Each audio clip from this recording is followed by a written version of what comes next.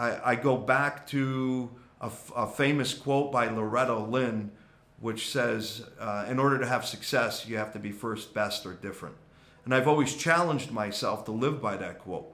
You know, upstate New York, we're positioned right in the middle of the state. So culturally, it's kind of got the best of both worlds. It's a little bit rural and it's a little bit urban. In New York State, specifically in upstate New York, we were void of any collegiate wrestling or Division I wrestling, specifically within a 90-mile radius. So most of the people that were growing up here never had the opportunity to see Division I wrestling.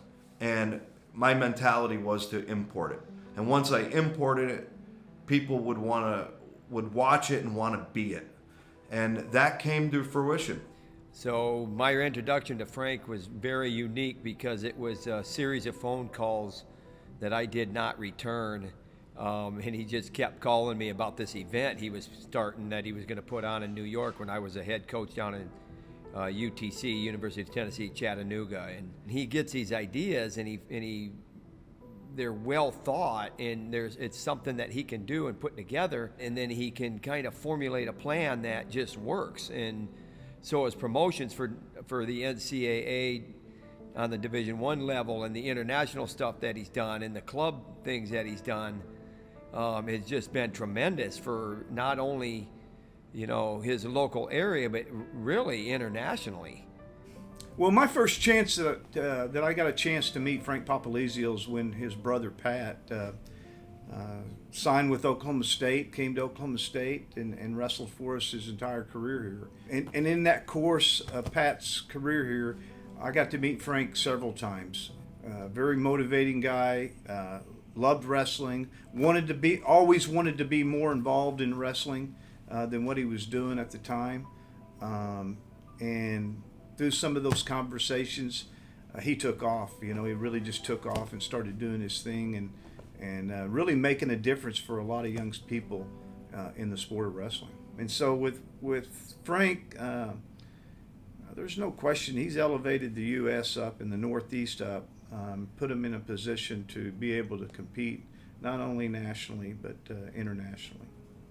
I fought hard to get a platform and to bring in, whether it's the news, whether it's radio, whether it's a different form of television, whether it's social media.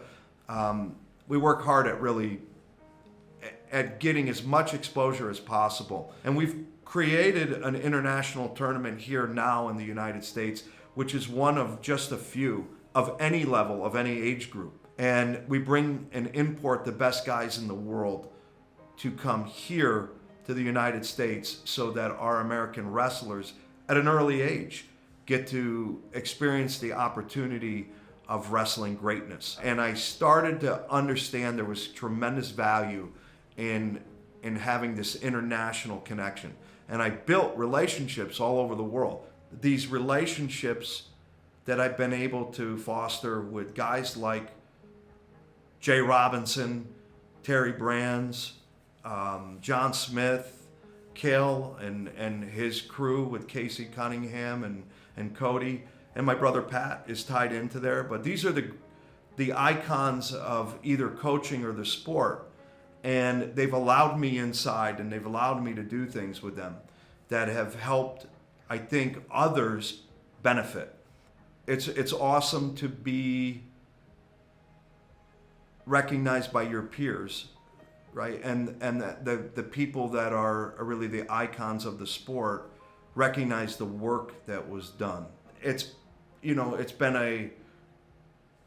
a real commitment, right, in life for me. I've committed my life to the sport of wrestling, and hopefully people recognize the sacrifice, and that hopefully that sacrifice has produced real dividends that will last,